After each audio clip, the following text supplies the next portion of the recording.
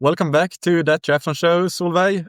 Congratulations, first of all, on the fantastic victory in Kona. Has it sunk in properly yet that you're the Ironman World Champion? Thank you. It's good to be back. Yes, I feel like it has sunken in at least almost. I think it's like a gradual process that where you sort of day by day it gets a bit more real.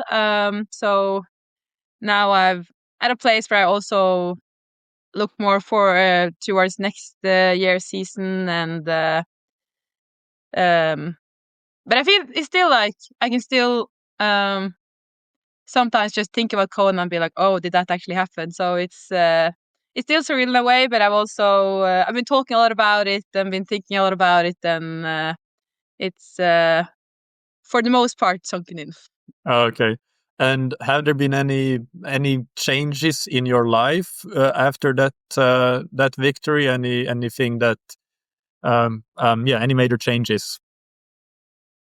I don't think it's been any major changes, but it's definitely been more attention than I'm used to, and more people just stopping me on the street basically and stuff like that, and more opportunities, of course, with sponsors and stuff like that. So maybe it has definitely made the next few years a bit more just, I guess, predictable in terms of funding. So that has definitely been a perk of it. That's good. Yeah. I know you said after the race that you didn't, or I think this is correct. You didn't really have any expectations to be fighting for the win. But what were your expectations going into the race, if you had any? I didn't really have any very specific goals, but I did think that a podium could be possible if I had like my best day. And I think a top 5 was something I was thinking was like quite realistic if I had a good day, and a podium could be possible if I had a really good day. But I didn't really go into the race with a goal of winning it at all. I think just because when I looked at the start list, it was so many people that I realistically didn't think I had a chance of beating, and then I was thinking like you never know what will happen in Kona, of course, and like if some people don't have their best day and I have a really good day, then a podium is possible. So I was like fairly confident going into the race, and I felt really good in training, and I was having just a really optimistic mindset, I think. But still I didn't expect to win. Were you more focused on your own performance, on you having your best day, and then see where that takes you, or were you still thinking a bit about the competition and what they might do? I think that's a good thing about especially long course triathlon. It's you, of course, the race dynamic can play a factor, and like in terms of, for instance, biking together people and stuff like that. But at the end of the day, it's just if I do my best race, then I'll be happy with that. So that's also a really comfortable thought for me going into race day, actually, that if I feel like I've been doing my best to prepare for it, and I know that I will be able to execute the best I have on the day, then I'm never disappointed after a race if I feel like I've done everything I can on the day. And or of course you can be a bit disappointed if you know that you didn't, like, the shape wasn't there at the day, you had a bad day. But still, if I do everything I can on the day, then you can't do anything more than that. So I think that's makes me actually not that nervous going into races, because the result will be what the result will be. I can only control my own efforts.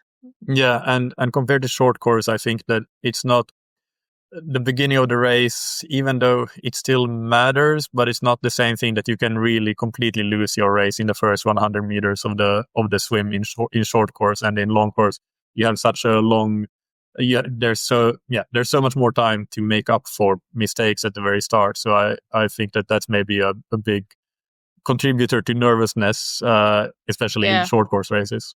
Yeah, for sure. That's I really agree with that. It's of course, I think also in long course the level is just rising all the time, and I think it will be more and more important to not be too far back in the swim in the coming years. But the podium in Kona this year, actually all of us were like 6 minutes down after the swim, so that's quite crazy actually. So, but that shows that the swim isn't everything in a race that lasts for 8+ hours. Yeah.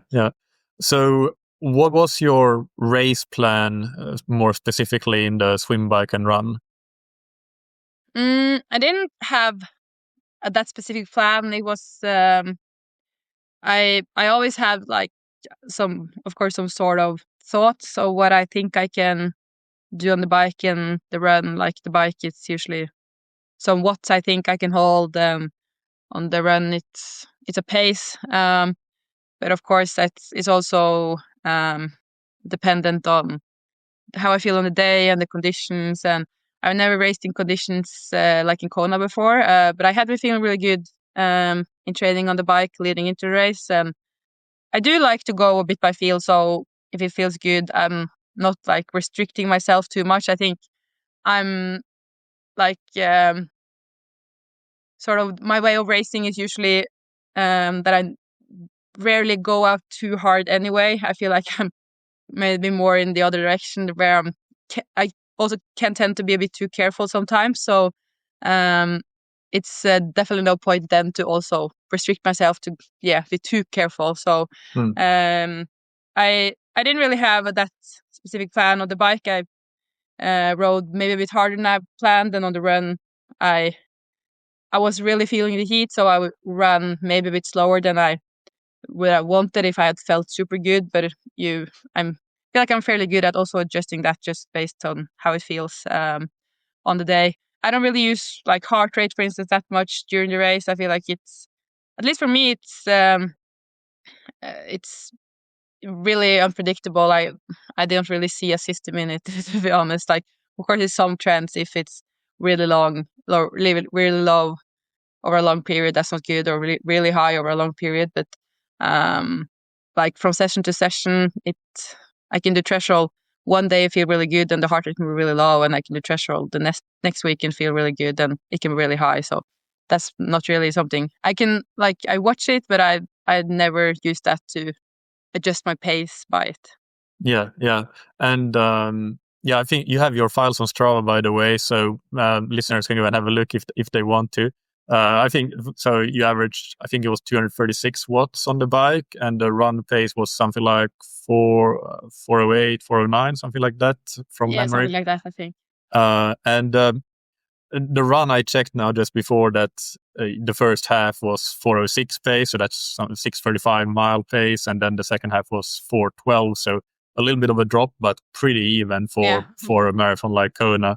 And only about a 6 second per kilometer, or about 10 second per mile drop off. Was that something that you were really conscious of, that of not going out too hard on the run to try to maintain a similar pace throughout the whole marathon?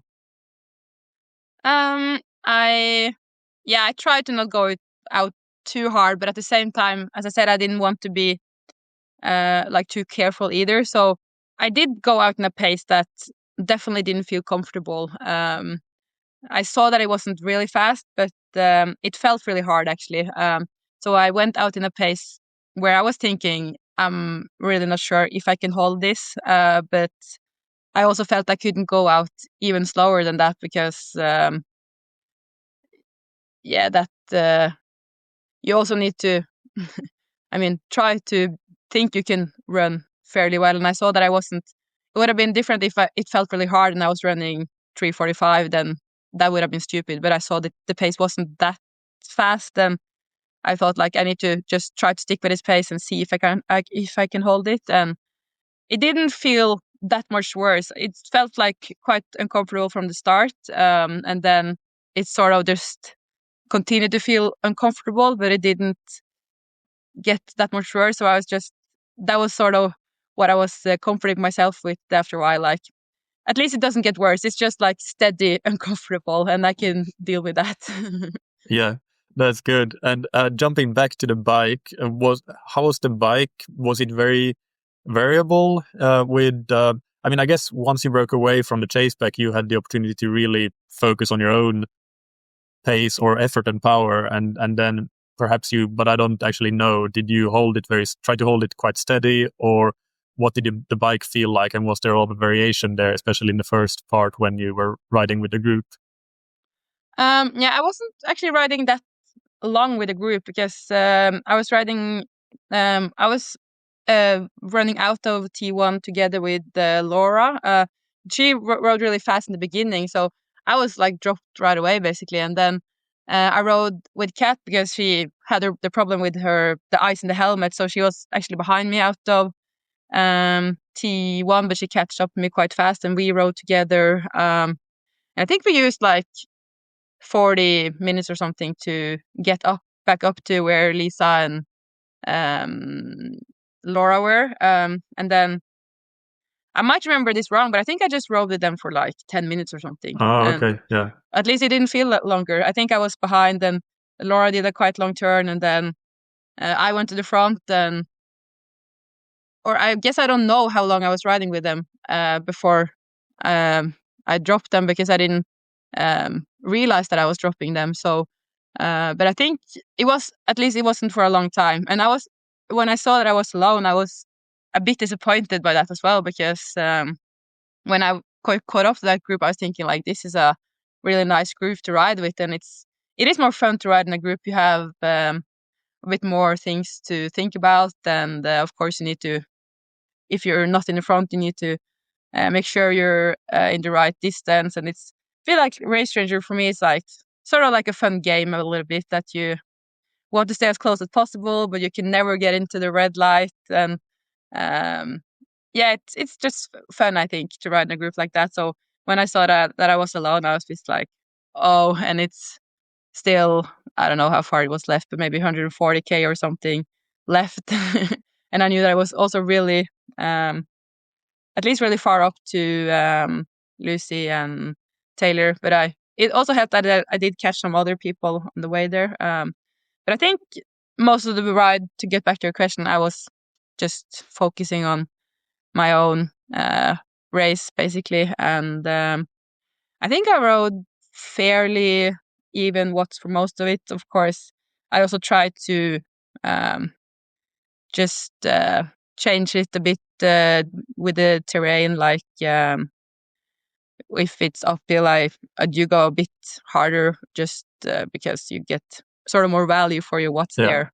And especially me that is a bit heavier, it's also good to push a bit more there. But I think I think other riders, or some other riders, it's probably even more polarized than I am. I feel like if, for me at least, if I had gone too hard in the climb, that can like get your core temperature up more than you want too early in the race. So I was going a bit harder in the uphills, but not crazy much. I don't remember, maybe like 10, 20, maybe 20 watts harder for some sections, but never like, I was never close to threshold, for instance, during that whole ride, basically.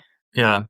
And in the end, so your bike split was just 53 seconds slower than Taylor Nibb. So that was a really, really strong bike. And also by the time you put into I have a fly there. By the time you put into the chase or the pack that you were with Laura and Kat and Lisa and Madeleine was there for a while. So was that did you, in the training leading into the race, did you notice that that you had really leveled up your bike compared to you alluded to that earlier, but did you feel that, your bike was on a different level than it had been in the previous races? Yeah, for sure felt better on the bike than I did leading into both Hamburg and Lake Placid, but I didn't think it was going to make that much of a difference. I pushed like a little bit higher watts in training, but still, it didn't feel like it was crazy. I just was more thinking like, I have improved a bit throughout the season, and I was just happy that I felt like my best bike shape of the year was leading into Kona, which is what you want, of course, since that was my main focus of the year. So when I were out on the bike in the group with Kat and Laura and Lisa, I was thinking like, this is a really good group. But I also knew that earlier that year in Hamburg, I actually struggled with the pace when I was riding with Laura and Kat, and I was dropped towards the end of that bike. Of course, I had some problem in that bike with I had some mechanical problems, but I still felt like definitely the weaker rider of the three of us in that race. But I guess since the bike training had been good leading up to that race, I felt a bit more confident that I could like stay in the group, that I wouldn't be dropped from the group. But that was where I was at. I was thinking like, hopefully I can stay with this group today. I definitely didn't expect to break away from them, and I didn't get any splits either to that group the whole bike ride. It's a quite lonely bike ride for most of it, and I felt on the way back from Hawi, I didn't feel like I was pushing any crazy watts at all. I think it was a bit lower than the way out, but it was still like quite steady the whole way. And when obviously the last time I saw them was turning around at Hawi, and my gap wasn't really that big at that time. So when I heard 8 minutes when I ran out of T2, that was actually a big shock to me that the gap has gotten that big. Yeah. Well, I think that, like you said before, you can, when you talk about the expectations for the race, you can hope to have a really good race when you have a really good day, and maybe also others have not their best day. And maybe that was part of what happened in the chase group, that they, at least what we've heard, that they didn't have their best bike days, but also probably starting to look at each other a bit and wanting others to do the work. So in that sense, you're similar to a bike race in some situations. That happens when the breakaway kind of gets away and gets a big gap, and nobody in the peloton wants to really chase it down. But still, I think with the comparison with Taylor and being so close to her time, that also just puts into perspective that it wasn't just others having a bad day. It was really a super strong ride in itself. About getting onto the run, I heard actually that you had some strategizing going on with the help of the precision fuel and hydration people, and with the sports scientists there. So can you talk a little bit about that, about hydration and pacing? I think was also involved in that in T2 and the beginning of the run.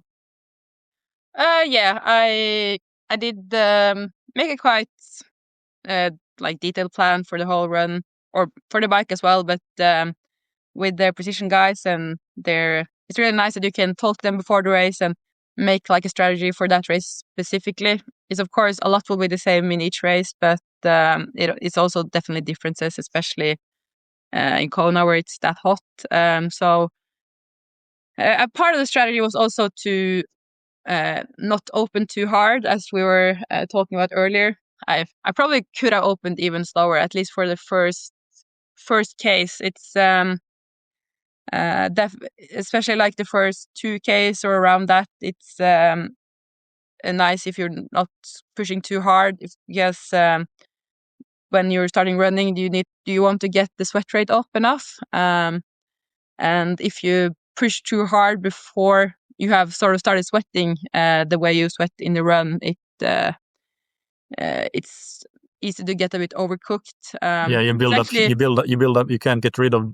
You accumulate just too much heat there. Yeah, it's fun. It's like the same principle, just opposite. I do when I do heat training. Then I would usually, on purpose, go out a bit hard, and after 10 minutes, I will feel completely cooked, and then for the rest of the training session, I just basically can't push any power if I'm doing on the bike, because I'm just cooked from the first 10 minutes where I just push quite hard in some heat environment. So I also guess I knew from my own experience that you don't want to end up in that place where I often am in heat training, where you just feel completely useless, basically. So I tried to hold a bit back on the first case. Looking back, and as I said, I probably could have run even slower the first case and then tried to like find a steady pace after that. But I didn't go out too hard either, so it was, just okay, I guess. And then what's really nice in Kona is that you have these 6 pro fluid stations. So I had half a liter of fluids with some carbs and salts as well in all of those. So I think that really helped me, because even though it was 8 stations every second K, sometimes that felt way too long, actually, because at least I was just so thirsty all the time, especially because of the heat there. And then since I had a lot of salts in those soft flasks I had as well, then I could drink a lot of water from the 8 stations without getting the salt balance completely wrong. So the strategy was just I drank all of my 6 soft flasks, so that was 3 liters of drinks and also a lot of carbs. And it was so nice. The bottles were cold as well. So I just had them in my suit, and it felt so comfortable just having them with me, and of course also drinking them. And in some races you sort of need to force down the carbs a little bit because you need them. But in this race I was just trying to almost save it a bit, because I was just I just really enjoyed drinking it.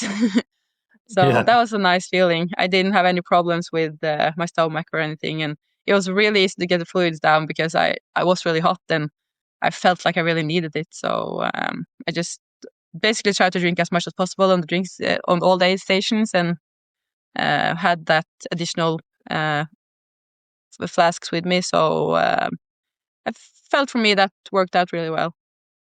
Do you have an estimate for how much fluid you consumed or an average for the race or something like that?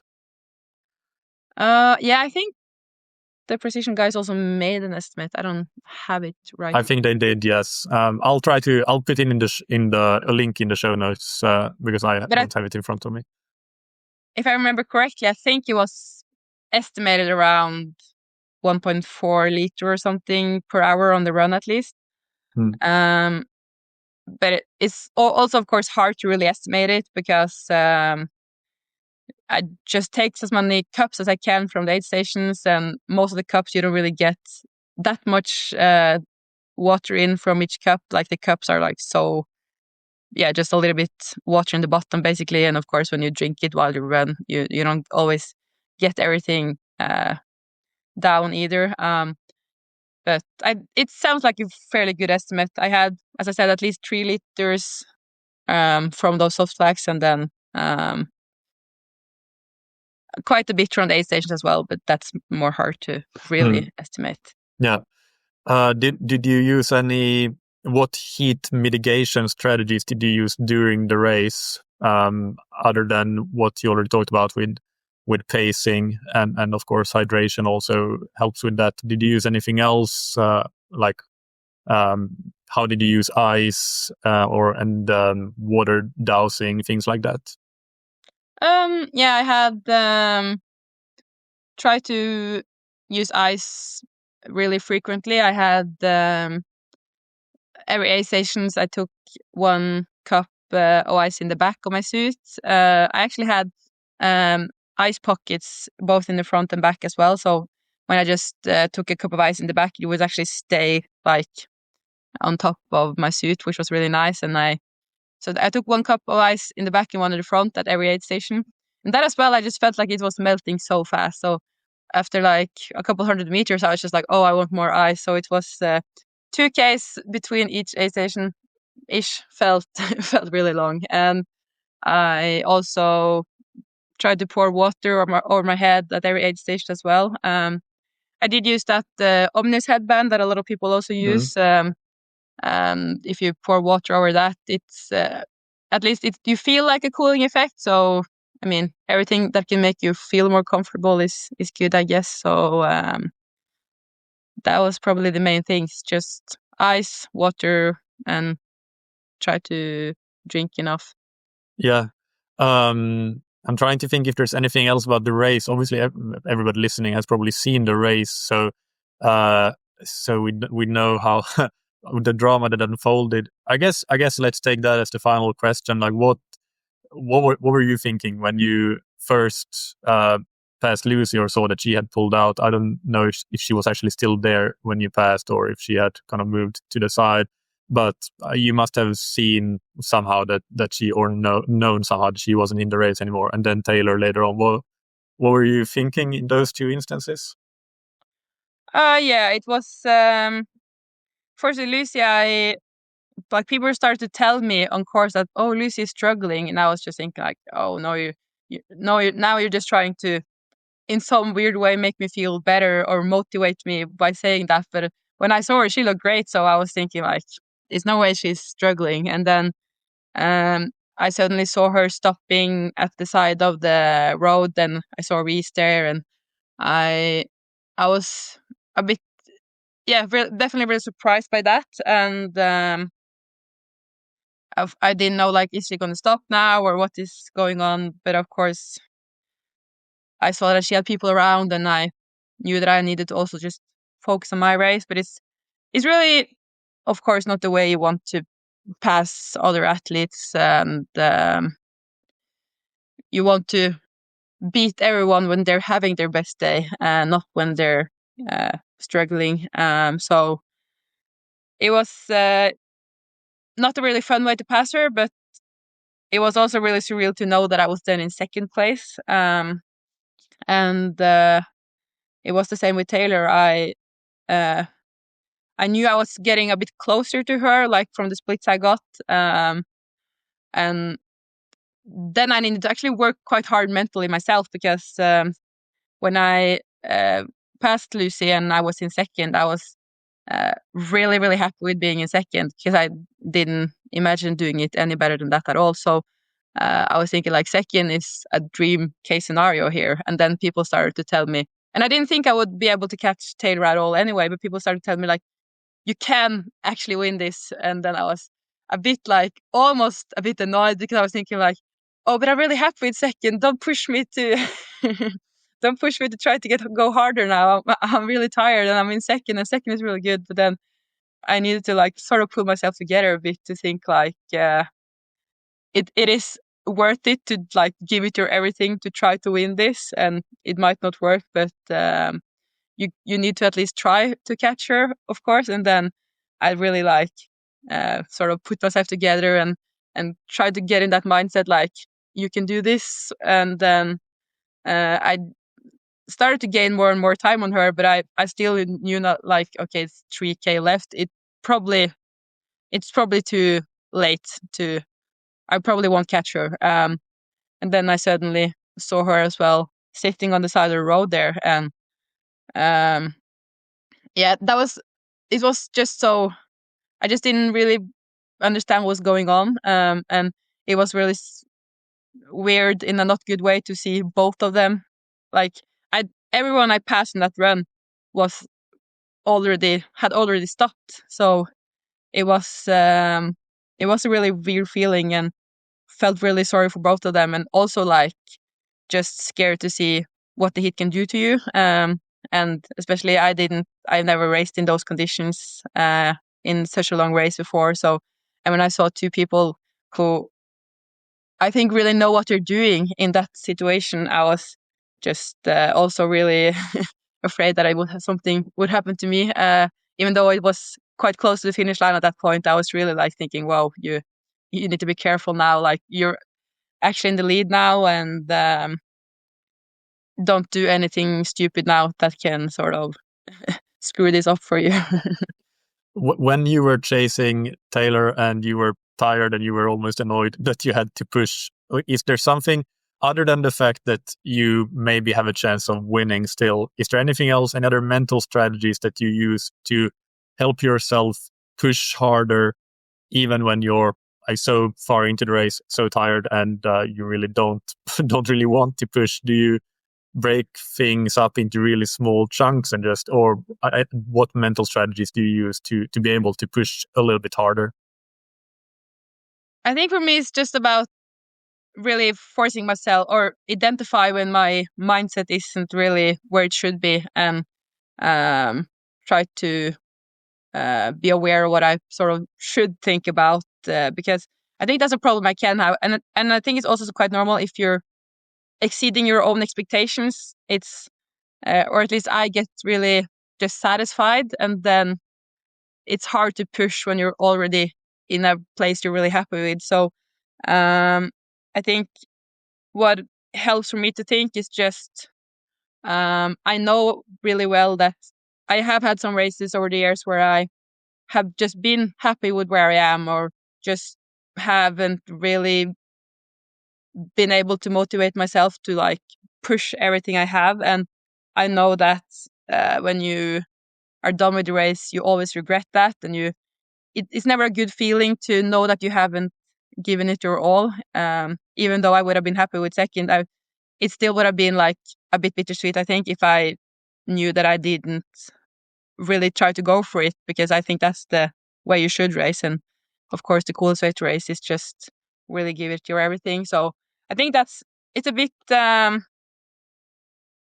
Christian has this saying, he is always saying like, it hurts more to lose. And I'm not sure if I'm 100% there, but it's still like, it is really true that if you finish a race and you haven't given it everything, you will always regret that. And while during the race, it's always it's hard to make yourself go harder if you're already hurting. But it's only for really. I think it's also helped me to think that it's only for a short period of time, and after the race, you will feel so much better if you're able to do that. So I think that's actually my main motivation, and I don't really have any strategies around it. I just try to think that you sort of owe it to yourself to give it your everything, because I obviously have been training really hard for that race, and it's just sort of disrespectful to both to the other people, but also to yourself, to not give it your everything when you have been training and preparing for it for that long, and you obviously have other people helping you prepare, and you have the team around you, and I guess you just owe it to everyone to give it your best. Yeah, even though it hurts. Yeah, I mean that makes complete sense. It is, I guess, it's quite impressive that you have that clarity of thought in the moment when you're so deep into the race that you can think about, if I don't push myself to my limit, basically, or to my maximum, then I will regret it after the race. Because I think that's why sports psychologists generally recommend thinking about breaking things up into really small chunks, because that's the only thing you can concentrate on when you're really hurting. But you manage to actually be more rational than that, and know that from experience you are actually going to regret it if you don't push yourself and use that to drive yourself forward. So that's very impressive. But I think that's the thing. I maybe not think all those sentences I just said, but it is, as you said, about experience, and I just know that it doesn't feel good if I don't do that. So when people tell me like, you could win this, my first thought is just like, oh, don't say that. But my next thought is like, but you're actually right, I need to try. So that's about it's always, at least for me, and I think that's really normal, you always have all these excuses in your head for not pushing, because it's obviously not comfortable. So and I don't know, when people say they like enjoy pain, either you're really weird or I just don't believe you completely, because it's not fun to be hurting at all, I think. So it's just about you reminding yourself of that, and the excuses will always be there, like, oh, you're in second, that's really good, you can just control this, or just also, like, I guess rational thoughts, but not the way I want to race. I also had a lot of these thoughts like, if you go too hard now, you will definitely blow up, and then you will destroy your whole race. Like, don't risk it. You're in second, it's really good. But I think it's cooler to have that mindset that is actually take a little bit of risk and try to win this race. So that's something I'm working on. But I actually think that I'm maybe not like naturally the most competitive, or with the person with the most competitive mindset. Like I sometimes need to actually work on the will to wanting to win, if that makes sense.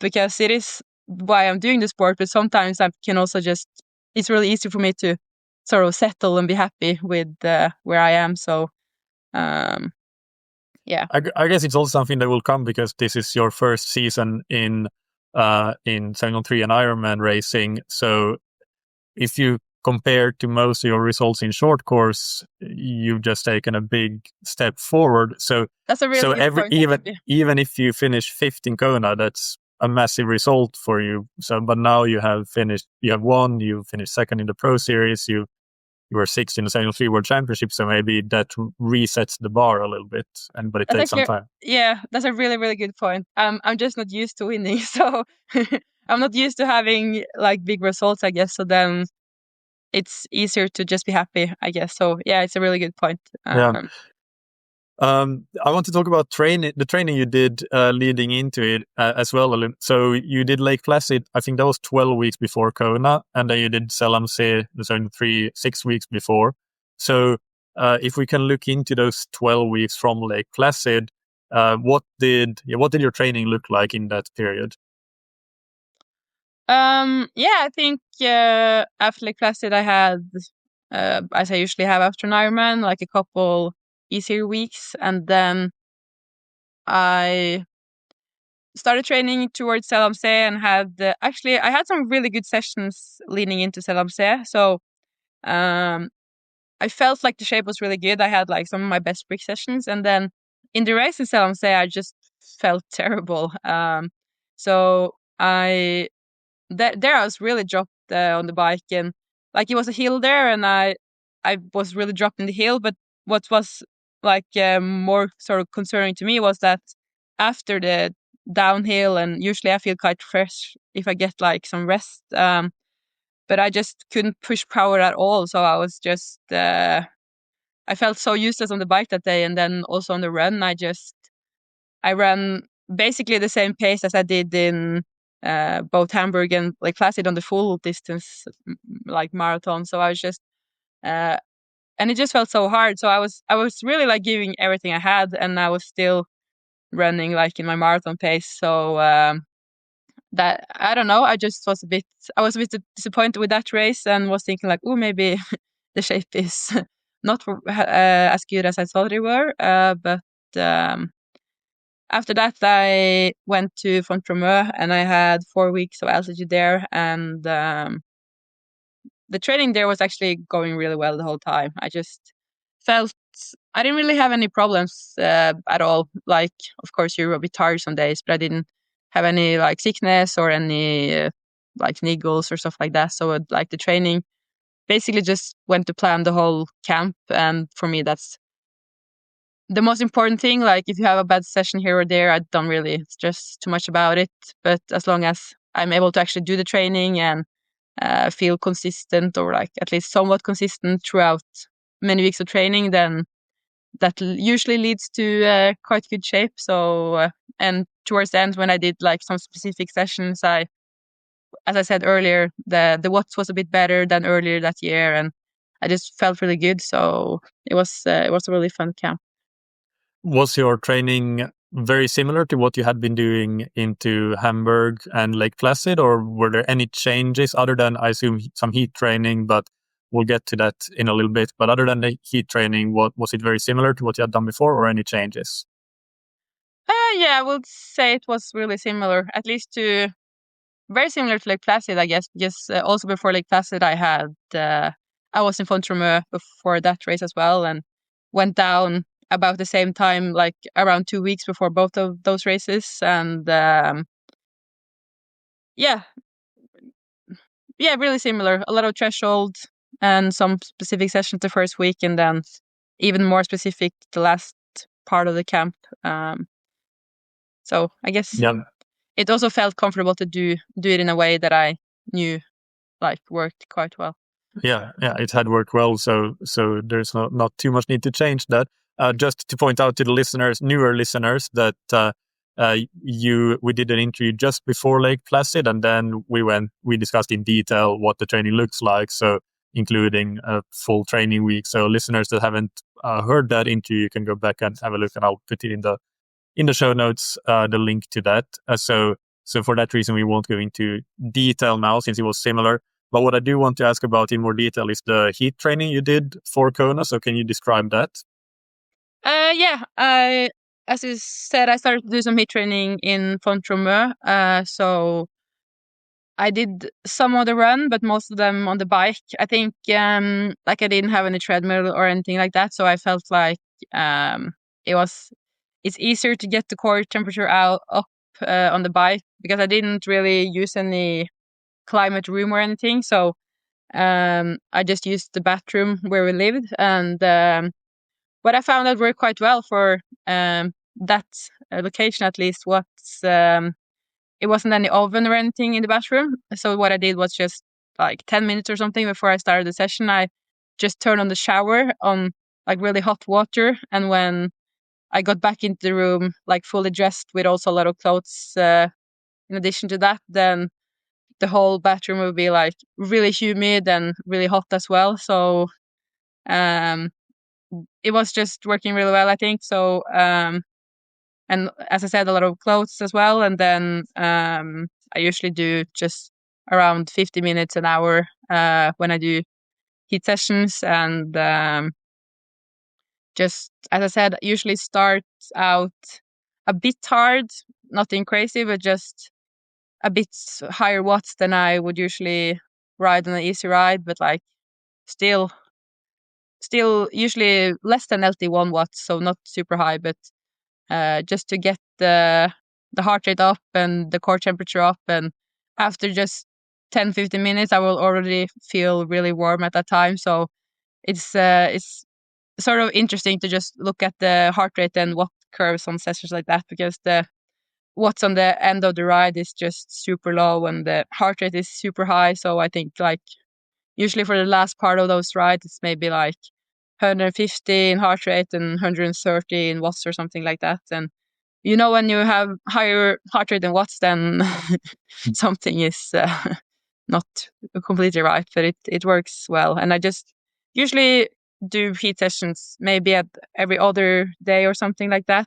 I try to often actually have it on the end of the day, just because you feel a bit sick after a heat session, basically, or at least I do. Like it do really affect your body, right? To get the core temperature up like that.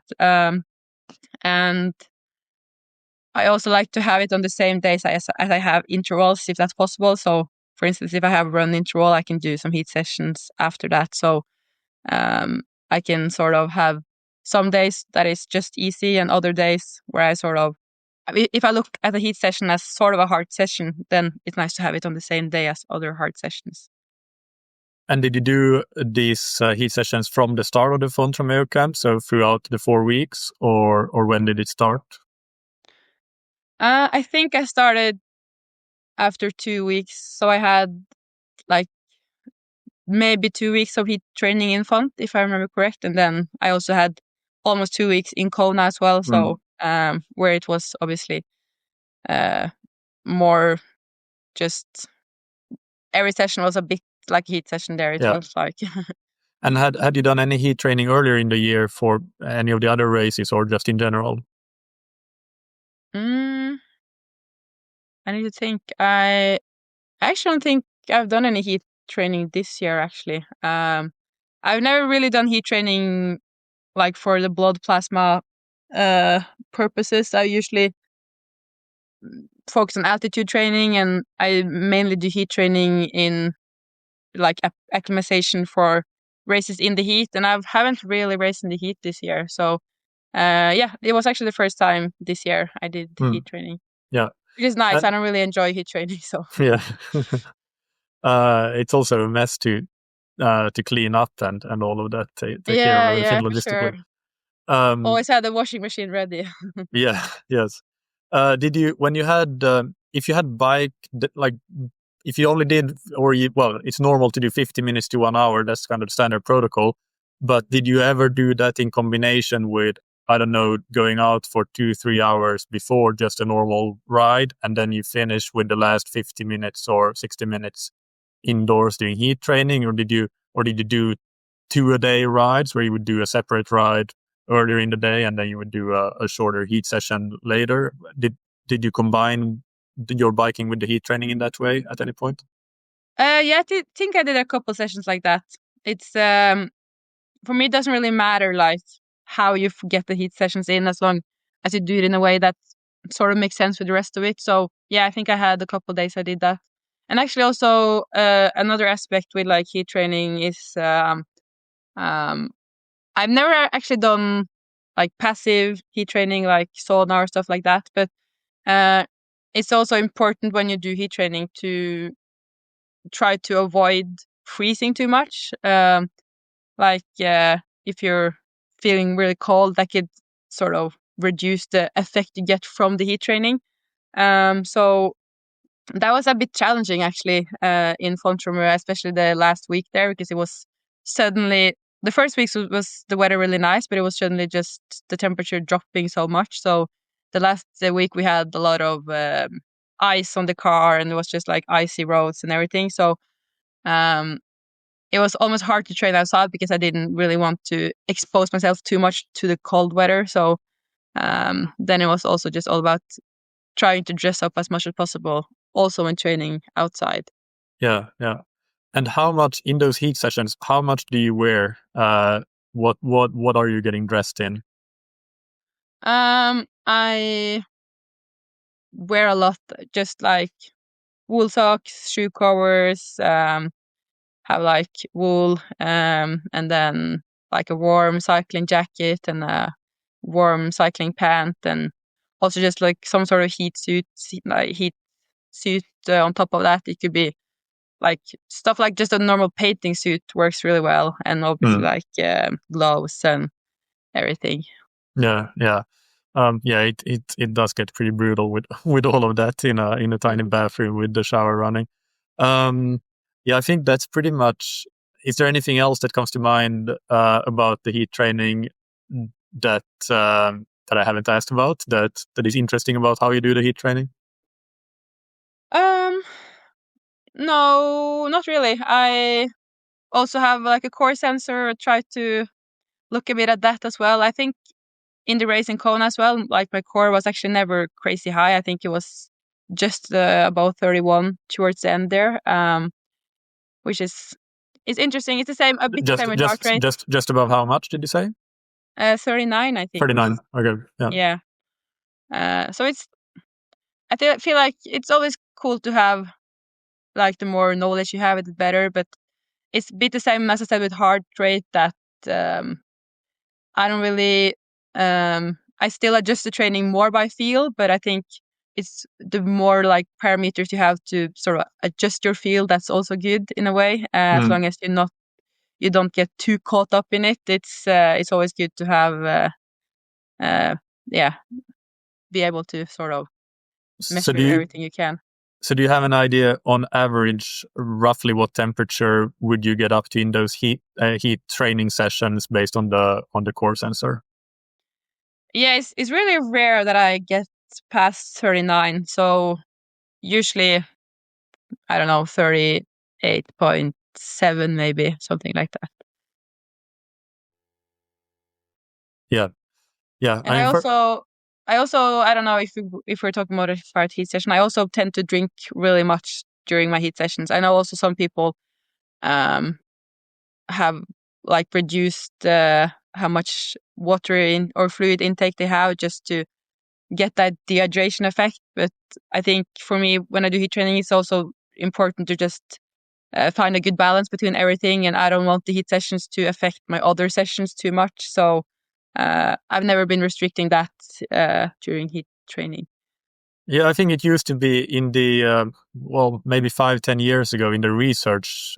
I think a lot of the studies were like that. They restricted hydration, and that's why people were doing it. But now, but I think from a training perspective and from a coaching perspective, you have to be a bit more practical and keep things in balance. You still have to train the next day, but also in the research now, more recently, I looked into it, and the recommendation seems to be to actually stay hydrated and not do that restriction. So I think it's more of something that has still lives on from the earlier research, or that's my impression of it. Not interesting. Yeah, because my impression is still different schools out there when it comes to that.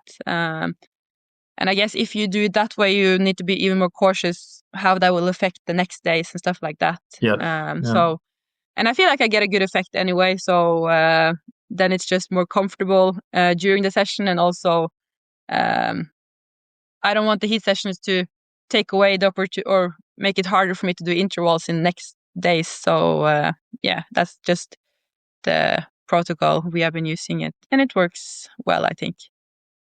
Yeah.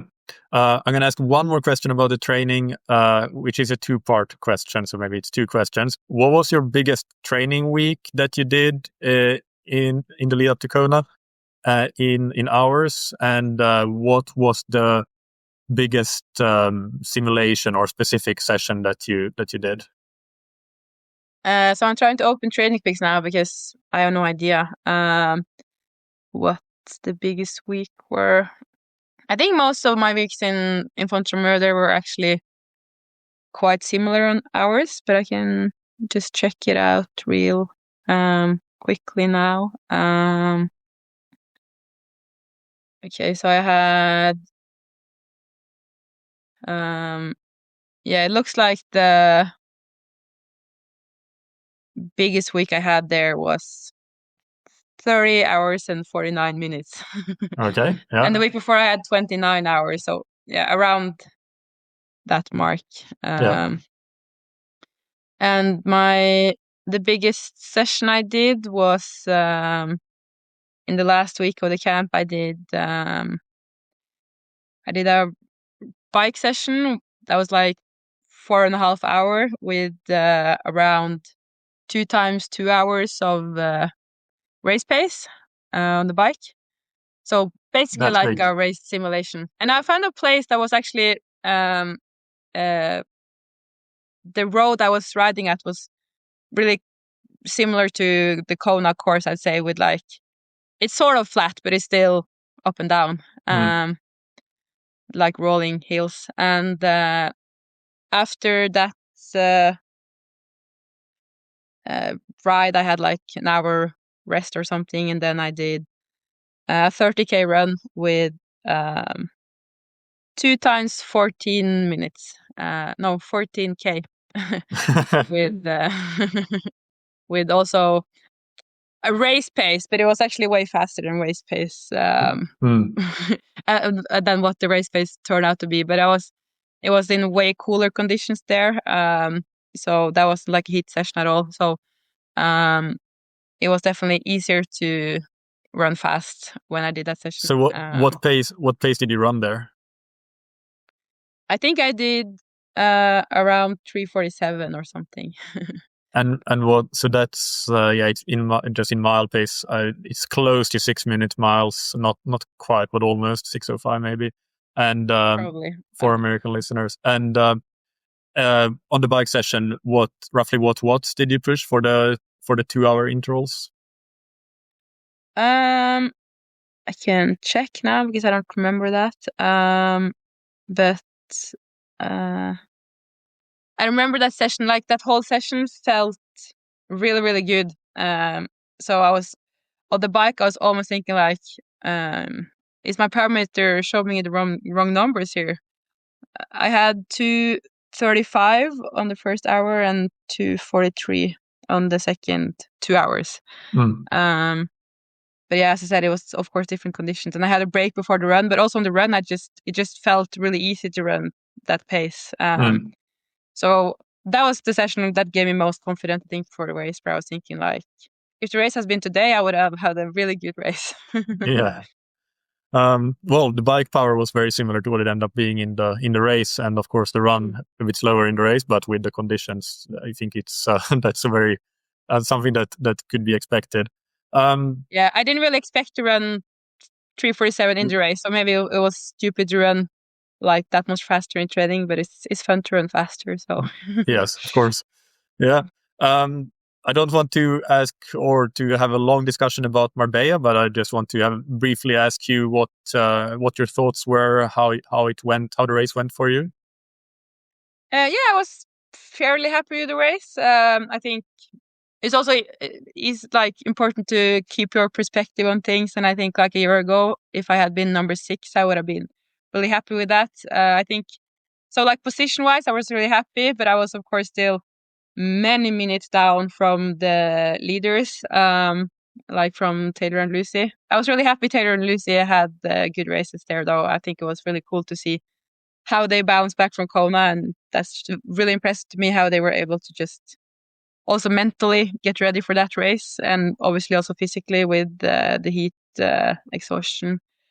But for my race, I was the swim was good, and I lost a lot of time on the bike, which was also expected in a way. I don't really feel that confident like in the climbs. I don't feel like a climber, but it's something I want to work on, and I think it's still really cool that the courses are really different. But obviously, that was the course with a lot of elevation, and I did lose a lot of time in the climbs. And I've actually never raced in a course like that where it's that's like the watts are so, or the pace is so on and off in a way. So looking back, next time I think I just should try to go even harder in the climbs. As I said, I can be a bit like too careful maybe sometimes and just afraid to really blow up.